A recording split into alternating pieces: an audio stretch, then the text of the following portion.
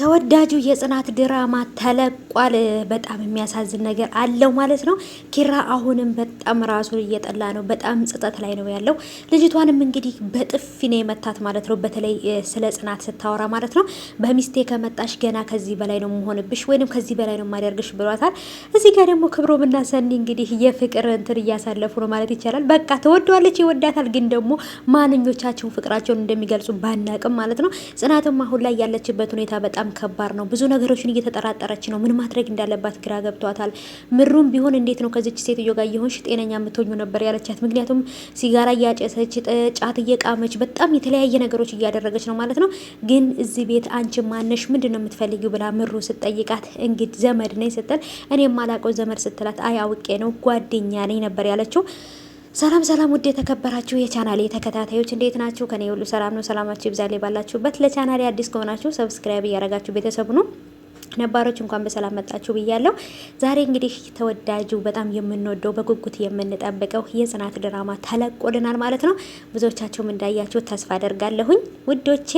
እንግዲህ እንደምንፈልገው ወይንም ምሩ ማናት ሰኒና እሱ እንግዲህ ክብሮም አሁን ላይ አብረው ሊሆኑ ነው መሰለኝ። እየተቀራረቡ ነው። እሷም እየናፈቀችው ነው፣ እሱም እየናፈቃት ነው። እንግዲህ ይሄ ማለት የፍቅር ምልክት ነው ብዬ አስባለሁኝ ማለት ነው። እና እንግዲህ አንድ ላይ ሆነው በተለይ ደግሞ ካርታ እየተጫወቱ ምናምን ቅጣት እየቀጣት ምናምን እንትን እያለች ነበረ። እሱም ስራውን ትቶ ከእሷ ጋር ነበር ሲጃጃል የዋለው ማለት ነው ቤተሰቦቼ። እና እንግዲህ ኪራም ከውጭ ገብቶ መጥቶ አልተኛሽም እንዴ እስካሁን ድረስ ስላት እኔ ያመሸውኝ ስላት እንዴት ነው እኔ አንተን ትቼ ተኝቼ አውቃለሁኝ እንደነበር ያለችው። እሱም ከጓደኛው ጋርና ከናሆሜ ጋር ቁጭ ብሎ እየተነጋገረ ነበር። እውነቱን መናገር አለብህ፣ ከዚህ በፊትም ደግሞ ያደረከው ነገር ደብቀህ ምን እንደተፈጠረ ታውቃለህ። ስለዚህ እውነቱን ተናግረ ከመሸበት ማደር ነው። ስለዚህ እውነቱን ንገራት። ነገሩ ከዚህ በላይ ሳይከር እውነቱን ከነገርካት በአጭሩ ሊፈታ ይችላል። አንተም እየተጨነክ ብዙ ጊዜ መቆየት የለብህም ብለውታል። እሱም ደግሞ በጭራሽ አላደርገውም እንዴ ብዬ ነው የምነግራት፣ ከፊት ለፊቷ ሂጄ ስቀመጥ ሁሉ ነገር ግራ ይገባኛል ብሏል። እውነት ነው፣ ይከብዳል። ቼት አድርጌብሻለሁ፣ በላይሽ ላይ ሂጃለሁ፣ ከሴተኛ ዳሪ ጋር አብሬ ተኝቻለሁ ብሎ ነው የሚነግራት። በጣም ይከብዳል። እና ስለዚህ ይህን ነገር እንዴት እንደሚነግራት ግራ ገብቶታል ማለት ነው ከምላችሁ በላይ። ናሆምም ደግሞ ከዚህ በፊት ያሳለፍከው ነገር ታውቃለህ፣ እውነቱን ባለመናገርህ በጣም ብዙ ዋጋ አስከፍሏል። ስለዚህ እውነቱን መናገር አለብህ ብሎታል። እኔም ደግሞ እውነቱን መናገር አለበት ነው ምለው። እናንተም ብዙዎቻችሁን በኮሜንት እውነቱን ለጽናት ንገራት፣ አስረዳት። ጓደኛው ደውሎለት ነበረ በተኛበት ተነስቶ የሄደው ጽናት ታውቃለች። እና ስለዚህ የዛን ሰዓት ምን እንዳደረጉኝ አላውቅም። እንደዚህ ሁኜ ከሷ ጋር ነበር ያደርኩት። በዛ ምክንያት አስፈራርታኝ ነው ላንቺ ነግራት እነግርሻለሁ ብላ እያስፈራራች ነው እዚህ ቤት ያለችው እንጂ ዘመዴም አይደለችም አላቃትም ብሎ ቢላት የሆነ የሚፈጠር ነገር ይኖራል፣ ለጊዜው ግጭት ይኖራል። እንዴት እንደዚህ ታደርጋለህ፣ እንዴት መጠጥ ትጠጣለህ ብላ ሊጋጩ ይችላሉ። ግን ደግሞ በኋላ ከሚመጣው አይበልጥም። አሁኑኑ እውነቱን ይንገራት እላለሁኝ እኔም ማለት ነው።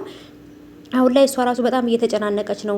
ሰኒም ብትሆን እቤት ስትመጣ ሰኒ ራሱ ከልጅቷ ጋር እየተጣላች ነው። ምክንያቱም ልጅቷ በጣም ድሮዬና ጸባያው በጣም የሚያስጠላ ልጅ ናት ማለት ነው። እና ሁሉም እየተመካከሩበት ነው። ምሩም፣ ሰኒም፣ ጽናትም ምን እንደሚያደርጉ ግራ ገብቷቸዋል ማለት ነው።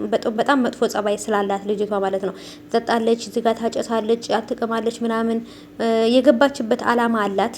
ያን አላማዋን ግን ቶሎ ብላ ሳክታ ወይ የሚዘረፍም ነገር ከሆነ ዘርፋ መሄድ አለባት ወይንም ደግሞ እማይሆን ነገር ከሆነና ምንም አይነት እቃ ቤት ውስጥ ከሌለ ቤቱን ትታ ነው መሄድ ያለባት።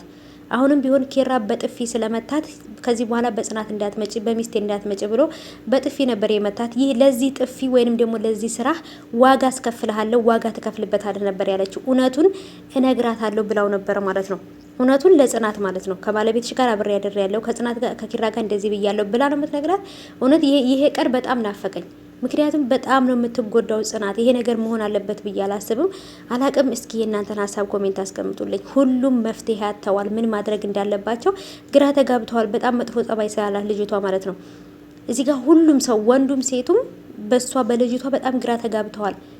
ናሆሚ የማያውቃት የኪራ ጓደኛ፣ ምሩ የማታውቃቸው የኪራ ዘመዶች የሉም ማለት ነው። ስለዚህ ማህናት አሁን ላይ ግን ናሆሚ እውነቱን ባወቀ ሰዓት ግን በጣም ነበር የደነገጠው። እንዴት እንደዚህ ታረጋለህ፣ እንዴት እንደዚህ ትሳሳታለህ ብሎ ማለት ነው። እና ቡና ቤት የምትሰራ ሴተኛ ዳሪ ሴት እንደሆነች የታወቀ ነው። ግን ደግሞ የመጣችበት አላማ ሌላ ነው። መጨረሻ ላይ ግን በደንብ የምናይ ይሆናል። እውነት እንደዚህ ልጆቹን አጋጭታቸው አጣልታቸው ነው የምትሄደው ወይንስ ምንድነው የሚፈጠረው? ወይንስ እውነቱን ጽናት ታውቃለች በራሷ መንገድ አላቅም። ብቻ ምሩም ሰኒም እያገዟት ስለሆነ የሆነ እውነት ላይ ይደርሳሉ ብዬ ተስፋ አረጋለሁ። ግን እውነቱ ደግሞ ቀስ ብሎም ኪራ ለጽናት ቢያስረዳት ናሆም የምሩ ሁሉም ቢያስረዷት በጣም አሪፍ ነው ብዬ አስባለሁ። በነገራችን ላይ ልጅቷ አብራ ከጎኑ ተኝታ ተነሳች እንጂ ከኪራ ጋር ምንም ነገር ያደረገችው ነገር የለም። ምክንያቱም ለማጥመጃ እንዲጠቅማቸው ኪራን እንደዚህ አደረግን ለማለት እንዲጠቅማቸው ነው እንጂ ከሱ ጋር አብራ አላደረችም። ከአንድ አልጋ ላይ አብራ ተኝታ ነበር እንጂ ምንም የተፈጠረ ነገር የለም። ይሄን ነገር ደግሞ ማስረዳት ግዴታ አለበት እሱ።